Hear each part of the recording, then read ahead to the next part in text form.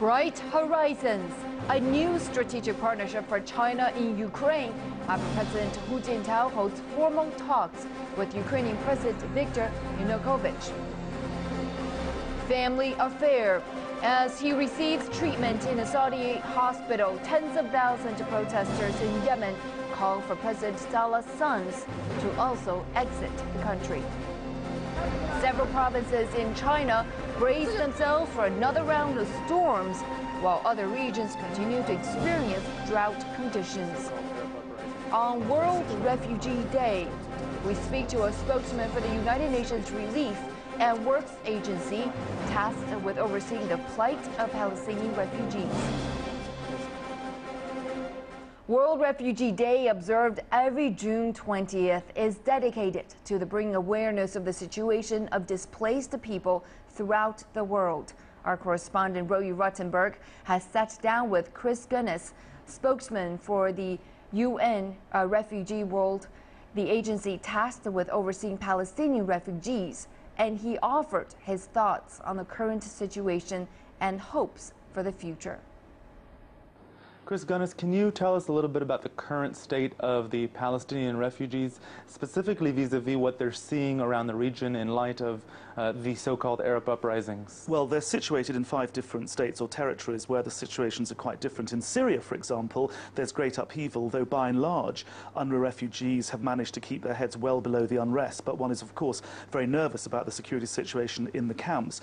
In Jordan, too, there's been unrest, but by and large, it's not really affected the refugees. In Lebanon, they have a particular problem, which is access to the labour markets. So you still have a situation where, despite this change of legislation, the refugees don't have the access to jobs that they should. So they basically empty the bins and do jobs which the lowest of the low do, even though they're qualified doctors and nurses. They can work for UNRWA. They can't really work in the public or private sector in Lebanon itself. In Gaza, of course, the blockade has now gone into its 5th year. It's a collective punishment. 1.5 million people, a million of whom are refugees, 54% of whom are children, under blockade being collectively punished. And in the West Bank, we see the occupation continuing to erode the economy long-term of the refugees. So things are very different depending on where the refugees are in the region. What about in the Palestinian territories? You have Palestinian refugees and non-refugees. What is the distinction?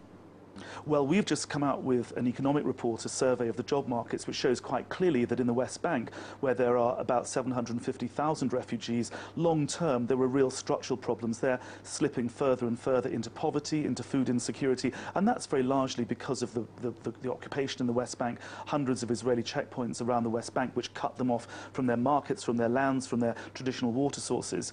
In Gaza, it's very much about the blockade. We now have a situation where, comparing now with pre-blockade levels, we're getting in about 40% of what we need. The Palestinian president has indicated that he intends to declare a Palestinian state before the UN General Assembly, which meets in September, and he's hoping that the General Assembly will approve it.